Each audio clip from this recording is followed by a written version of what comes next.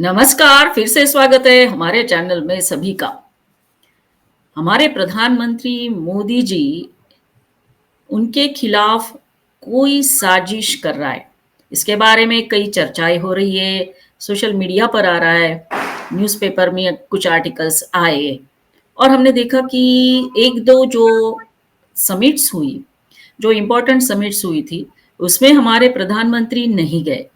तो इसको लेकर भी बात हुई और सभी ने फिर ये जोड़ा वो इवेंट को कि मोदी जी के लाइफ को जो थ्रेट है, इसके कारण वो नहीं गए। हाल ही में जो मलेशिया में समिट हो रही है, उसमें भी हमारे प्रधानमंत्री जी नहीं गए। अब कौन है, क्यों करना चाहते हैं, इसके बारे में हम चर्चा करेंगे ज़रूर हमारे विशेष अतिथि के साथ और हमने आमंत्रित किया है हमारे बहुत ही विशेष अतिथि कैप्टन महेश भकुनी साहब को। सर, आपका स्वागत है सर। नमस्कार, जय हिंद। जय हिंद सर। सर, हम सब पढ़ रहे हैं और सुन रहे हैं, देख रहे हैं, काफ़ी सारे सोशल मीडिया पर ये बात चल रही है। 2-3 दिन पहले भी काफ़ी सारी चर्चा हुई कि हमारे प्रधानमंत्री मोदी जी की लाइफ को थ्रेट है। ओके।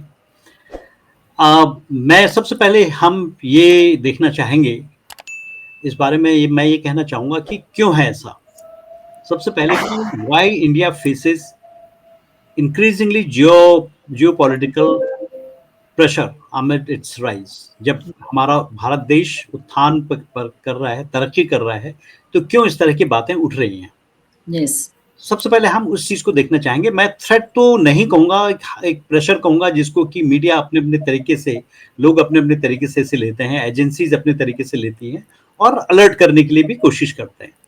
हालाँकि इसका कोई पुख्ता सबूत नहीं है या कहीं पर भी मीडिया में या अ, सरकारी चैनल से नहीं आया कि उनके जीवन को कोई खतरा है। लेकिन सारी चीज़ों को देखते हुए कुछ इन्फरेंसेस या उसमें से कुछ मतलब निकाले जाते हैं, जो कि हमेशा होता रहा है। पहले हम ये देखना चाहेंगे कि क्यों इस तरह का एक प्रेशर है हमारे ऊपर, हमारे भारत देश के ऊपर। इसके लिए कुछ पॉइंट्स हैं, जैसे इंडिया की एक तेज गति से एक तरक्की हो रही है, उसका India's rapid rise as a global power, very very important, जो कि आज largest economy, one of the largest economy हो रही है, थर्ड इकोनॉमी हमारी हो जाएगी 2030 तक। यस। और इस तरह से हमारा एक मेजर टेक्नोलॉजिकल स्पेस में हमारी तरक्की, डिजिटल इकोनॉमी में हमारी तरक्की। और अभी भारत हमारा नॉन अलाइंड नहीं है, नॉन अलाइनमेंट नहीं है उसका, बल्कि मल्टी अलाइनमेंट है। यस। जैसा हमारी मोदी जी की नीति रही है कि छोटे देश से लेकर बड़े देश तक एक बैलेंसिंग एक्ट हम करते हैं, किसी एक के साथ, किसी एक ब्लॉक के साथ हम नहीं जुड़े हैं, यस। राइट। उसके बाद साथ ही साथ इंडिया क्या है, both a partner and a competitor to older powers. जो जितनी भी बड़ी बड़ी पावर्स हैं, जो भी विश्व की बड़ी शक्तियां हैं, उनमें हम एक इक्वल पार्टनर और एक कॉम्पिटिटर का रोल अदा कर रहे हैं। दूसरी बात, अब हम इसी से एक मतलब निकलता है कि मोदी जी हमारे प्राइम मिनिस्टर को क्यों खतरा है। दुनिया अभी मोदी जी के नेतृत्व में भारत देश को तरक्की होते देख रही है, जो कि निर्बाध गति से दिन दुनी रात चौगनी के तरीके से बढ़ रहा है और आज एक ग्लोबल पावर के रूप में उभर रहा है। इसलिए मोदी जी को खतरा हम मान रहे हैं, या एक परसेप्शन है लोगों के बीच में, क्योंकि Modi has become a symbol of India's resurgence. Bharat उभर के आ रहा है, इसके लिए मोदी एक सिंबल बन चुका है। दूसरी बात, मोदी एक हिंदुत्व के भी बहुत बड़े नेता हैं जो आरएस से निकले हुए हैं। तो स्वाभाविक है हिंदू धर्म का भी और हमारे कल्चर का भी उत्थान हो रहा है। डोमेस्टिक और इंटरनेशनल लेवल पर जितने भी वेस्टेड इंटरेस्ट हैं, वो नहीं चाहते भारत इस गति से तरक्की करे। एक लोगों को एक स्पर्धा दिख रही चारों तरफ, इसलिए Modi ji, since he is representing our country, he is become the symbol of power, symbol of in modern India. तो एक हाई वैल्यू टारगेट के रूप में वो उभर के आ रहे हैं। इसलिए हालांकि कोई कंफर्म इसमें नहीं है कि मोदी जी को इस तरह का कोई खतरा है। और साथ साथ हम ये देखते हैं कि व्हाई ग्लोबल पावर्स में फील अनईजी। हम ये देखते हैं कि ये जो ग्लोबल पावर्स हैं, ये अनईजी क्यों महसूस कर रही हैं, क्योंकि अभी तक भारत जो था एक रिसीविंग एंड पर था। होता था, हम अमेरिका पर थे तो अमेरिका एक किस्म से बिग ब्रदर के रूप में हमारे ऊपर काम कर रहा था और हमें उठो कहा तो उठ रहे थे, बैठो कहा बैठ रहे थे। लेकिन राष्ट्र हित को पीछे रख के अब हमारे सामने राष्ट्र हित आगे बढ़ गया है और साथ साथ एक पावर के रूप में हम उभर रहे हैं। हम अभी सीधे टक्कर दे रहे हैं यूएस को। तो यूएस को अपना जो खोया हुआ वजूद था, खोई हुई महानता थी, उसको दोबारा प्राप्त करना है। यस, हम लोग उभर के आ रहे हैं, तो इसलिए स्ट्रेटेजिक ऑटोनॉमी हमारी भारत की हो गई है। हम कूटनीति रूप से आगे बढ़ रहे हैं, इकोनॉमिक कॉम्पिटिशंस के रूप में हम आगे बढ़ रहे हैं कि अब हम इकोनॉमिक पावर बन चुके हैं। और साथ साथ अब भारत जो है वो विश्व को ग्लोबल साउथ लीडरशिप भी प्रदान कर रहा है। और यस, आपने देखा रिसेंट समय में डिफेंस में भी हमारी ताकत बढ़ चुकी है। इसलिए राइट, सारी चीजों को ध्यान में रखते हुए और आसपास के जो खतरे हैं हमारे सामने, जैसे हमने कुछ समय पहले देखा बांग्लादेश, जो कि वहां की जो प्राइम मिनिस्टर थी वो अमेरिका के इशारों पर नहीं चल रही थी। वहां पर एक जो आइलैंड है वहां पर अमेरिका चाहता था कि उनका बेस बने, जो यस, कि उसमें नहीं हुआ, तो उन्होंने वहां पर यूसुफ को बिठा दिया, यूनुस को बिठा मोहम्मद दिया। यूनुस, यस, हाँ, मोहम्मद यूनुस को बिठा दिया, जो कि उनकी कठपुतली है। और आज आप देखेंगे जैसे ही वहां से उनकी पूर्व प्राइम मिनिस्टर शेख हसीना गई, तो वहां पर अब कौन आ गया? यूनुस के आने के बाद वो जो लैंड था, वहां पर जो आइलैंड था, वो अमेरिका ने ले लिया है। वहां से उनकी अभी वहां प्रैक्टिस चल रही है, उनके वॉर एक्सरसाइज होकर चल रही है। और दूसरा हुआ नेपाल में। नेपाल भी में भी जो परिवर्तन आए थे, वो उस बात का द्योतक है कि वहां पर भी किसी न किसी रूप से डीप स्टेट का हाथ रहा। श्रीलंका में भी एक इकोनॉमिक क्राइसिस आया और चाइनीज इन्फ्लुएंस वहां पर बढ़ गया था, तो उसको भी ध्यान में रखते हुए वो इंडिया की तरफ जहां जहां भी जिसका भी इन्फ्लुएंस बढ़ा, आपने देखा होगा कि बांग्लादेश का भारत के प्रति बड़ा लगाव था और भारत के साथ एक तालमेल था, जो कि अमेरिका को बिल्कुल पसंद नहीं था। तो इसलिए इन चीजों को ध्यान में रखते हुए, और चाइना फैक्टर भी रहा, चाइना अपना इन्फ्लुएंस बढ़ाता रहा, इसलिए चारों तरफ से ये हुआ कि इसको झुकाने का एक ही तरीका है कि आपको मोदी को झुकाना है, यस, राइट? सो इसलिए उन सारी चीजों को ध्यान में रखते हुए मीडिया को भी लगा और कई चैनल्स को लगा जो अभी हमारे देश के हितैषी हैं, जो देश को आगे बढ़ते हुए देखना चाहते हैं, शुभ चिंतक हैं, उन लोगों ने ये महसूस किया कि शायद इस नेतृत्व को हटाने की बात हो रही है। ये तो क्लियरली कई बार हो चुका है कि वो भारत देश से मोदी का रिप्लेसमेंट चाहते हैं।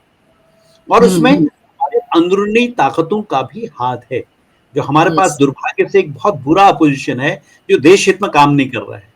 तो इसलिए इन सारी चीजों को देखते हुए बाहर से अरबों रुपए के अरबों रूप में पैसा पंप किया जा रहा है इंडिया में, जिसमें मीडिया के भी कुछ लोग खरीदे हुए हैं, जो आप ढूंढ सकते हैं, गिने चुने लोग हैं, और कुछ एनजीओज काम कर रहे हैं, और उसके बाद वहां की पावरफुल ताकतें तो हैं ही।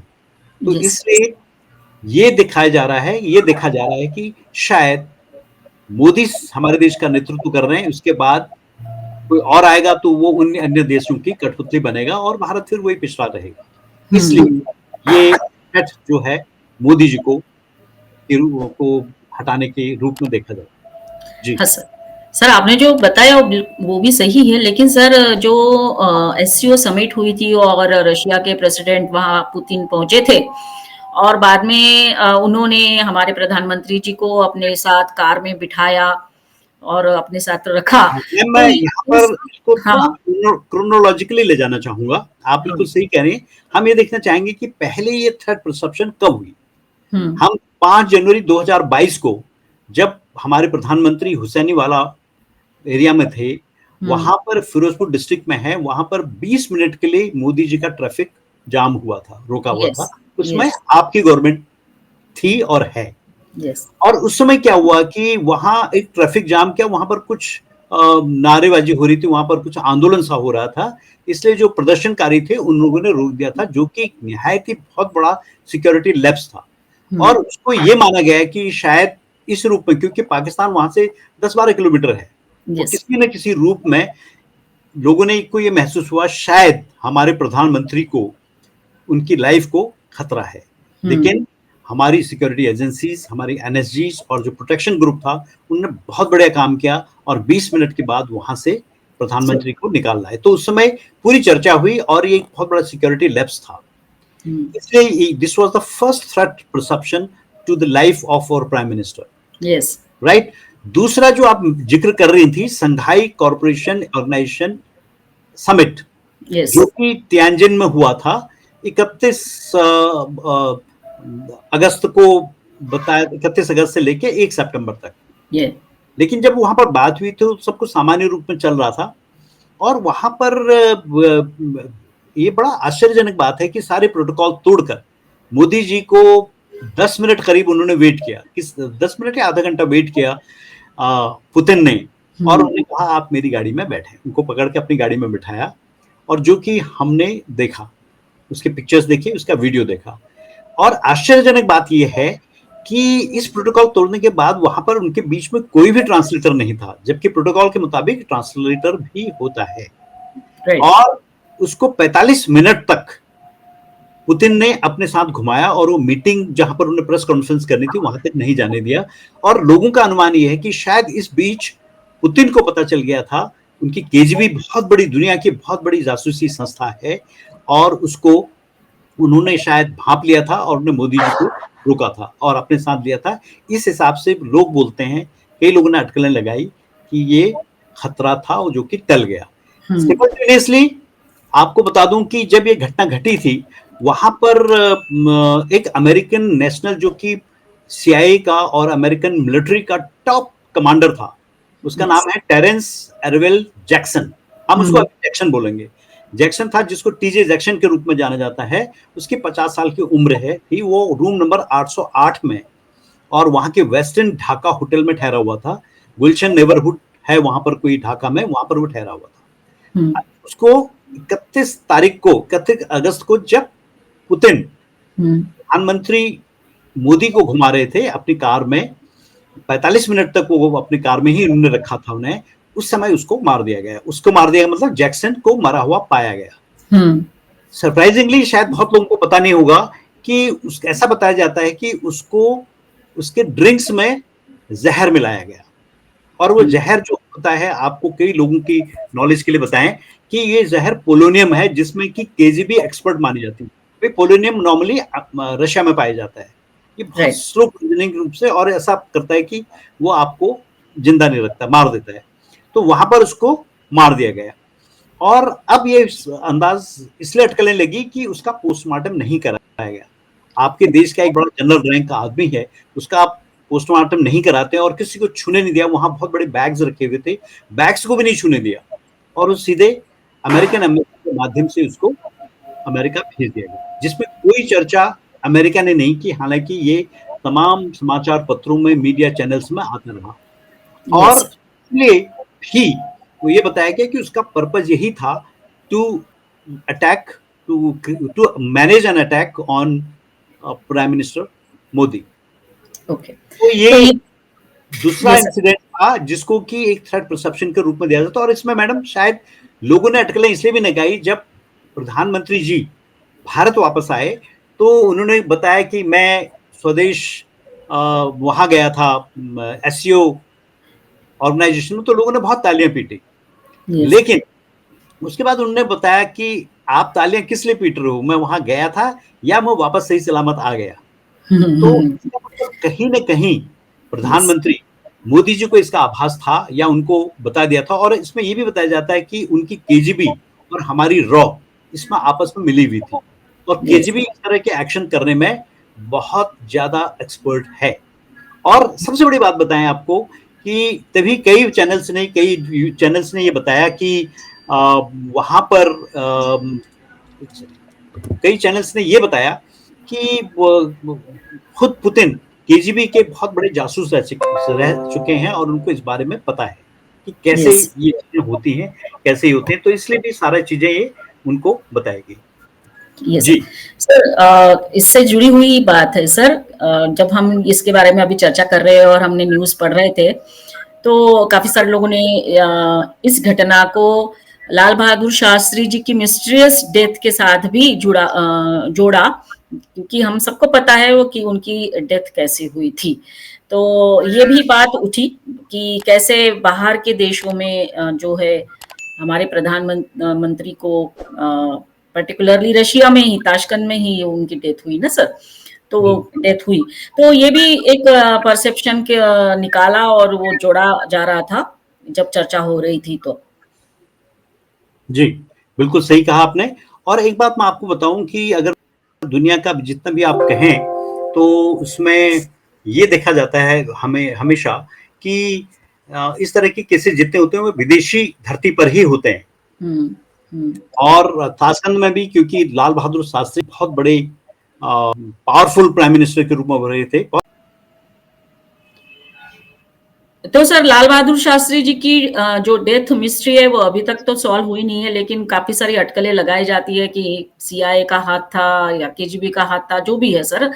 लेकिन सर ये बात इम्पोर्टेंट हमारे लिए बनती है कि सर कौन चाहता है ऐसा कि हमारे प्रधानमंत्री को इस तरह से टारगेट किया जाए या हमारे देश को टारगेट किया जाए? कोई तो होगा सर, ये प्लानिंग कर रहा होगा। तो ये इशारों इशारों में भी हम समझ सकते हैं, no doubt, but you can talk about that. Yes, मैं ये कहूंगा कि हम जैसे लाल बहादुर शास्त्री जी की बात कही थी आपने, उसमें डेफिनेटली विदेशी ताकतों का हाथ था और उसमें कुछ अंदर के लोग भी मिले हुए थे। भारत में भी जो पावरफुल लोग थे जो उनको हटाना चाहते थे उस समय, उनका कम से कम मौन स्वीकृति तो रही होगी, ताकि उस बारे में फर्दर छानबीन न हो, फर्दर बातें न हो। तो इन बातों को ध्यान में रखते हुए कि अंदर की ताकतें, जो कि डीप स्टेट हर जगह होता है, बाहर भी होता है और अंदर भी होता है। डीप स्टेट वही काम करता है कि किसको हटाना है। तो लाल बहादुर शास्त्री जी की भी जो असैसिनेशन हुआ, उसमें बाकी इंक्वायरी कोई नहीं हुई की गई। इसके बाद वो सारा हुश हो गया। हालांकि कई चीजों में उसमें बताया गया है कि हमारे देश में भी उनको हटाने के लिए कुछ ताकतें लगी थी, जो प्रभावशाली लोग उस समय सत्ता को हटाना चाह रहे थे।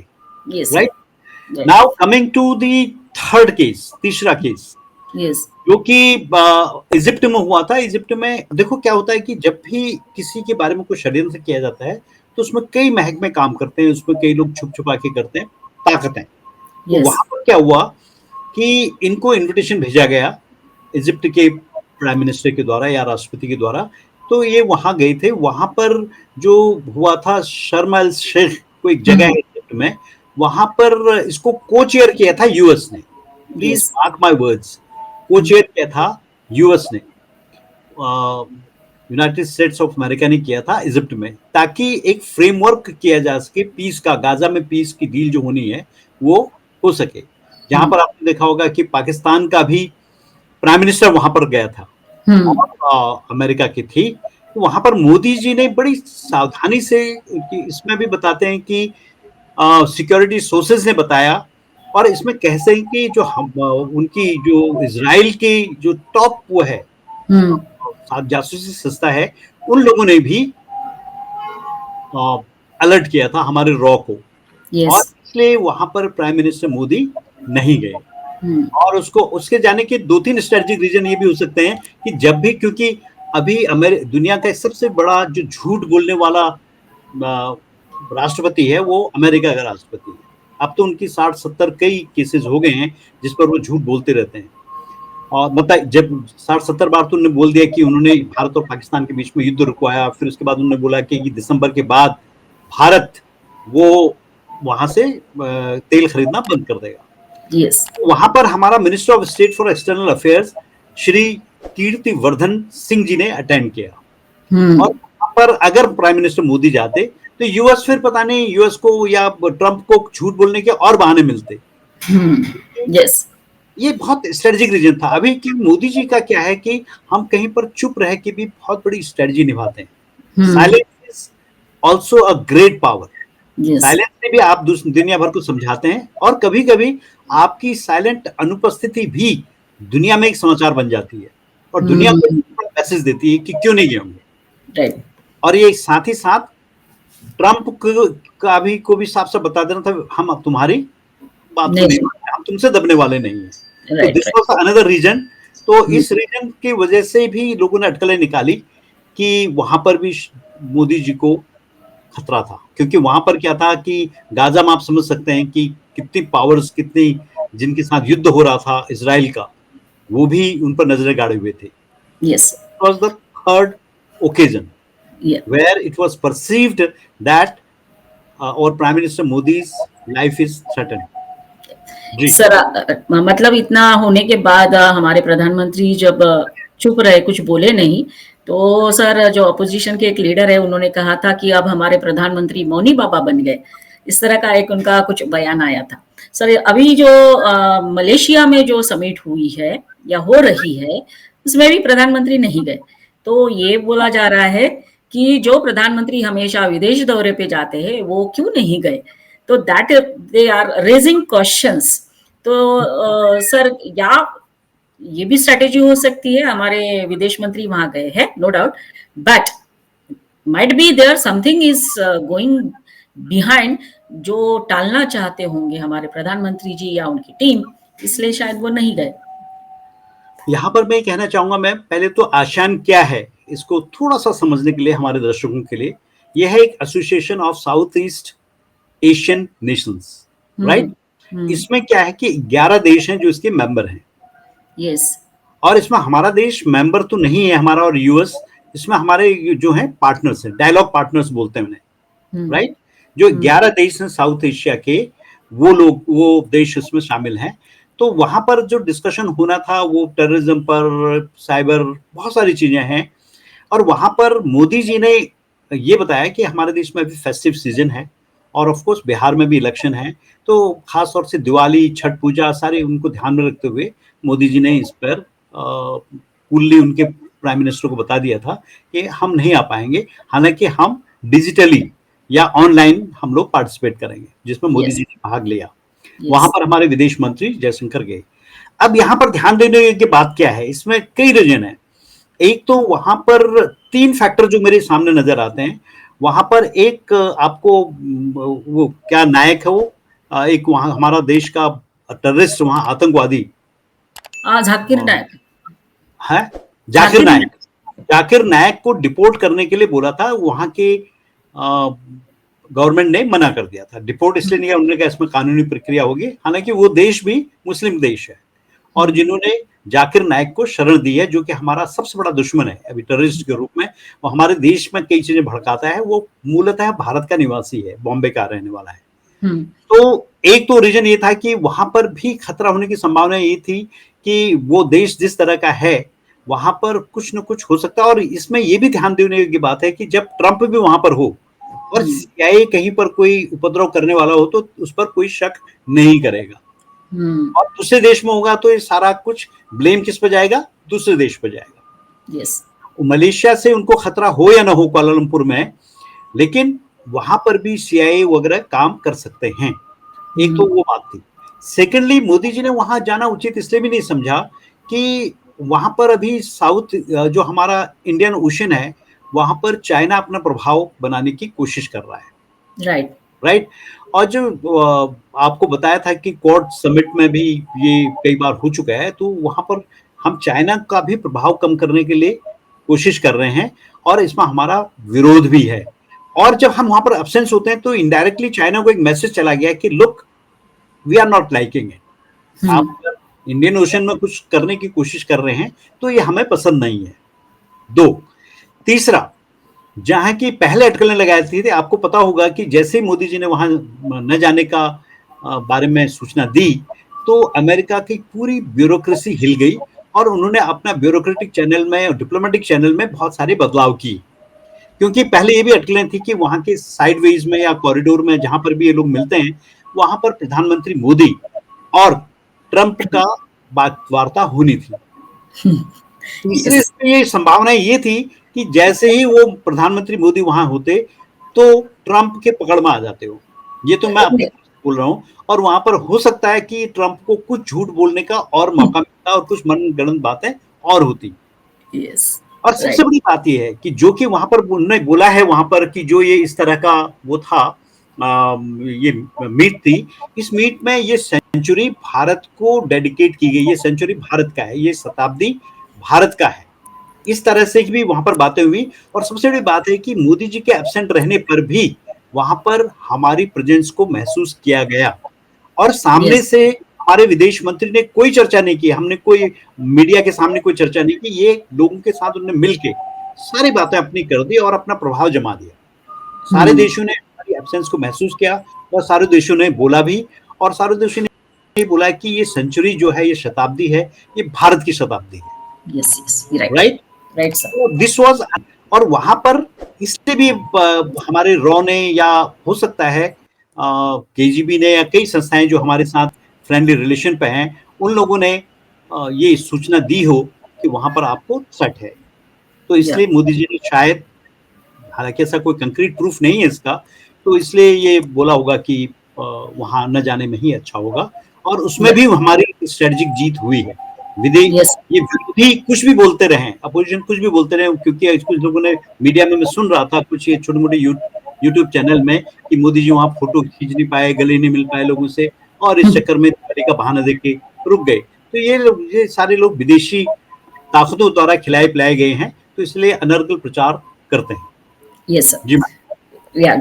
So पूरा जो बात हुआ, डिस्कशन हुआ आपके साथ, उसमें से सर हम आज यही कंक्लूजन निकाल सकते हैं कि एक विशेष स्ट्रैटेजी के तहत जो भी डिसीजंस लिए जा रहे हैं गवर्नमेंट के द्वारा या मोदी जी के द्वारा, इस तरह के समिट में जाना नहीं जाना वो तो गवर्नमेंट डिसाइड करती है, लेकिन यहाँ पर हम जरूर कहेंगे कि ये नीति है कि कैसे आगे बढ़ना है, कैसे कदम आगे बढ़ाना है, looking towards the situation which is going on, changing on, global disorder जो हो रहा है उसको देखते हुए।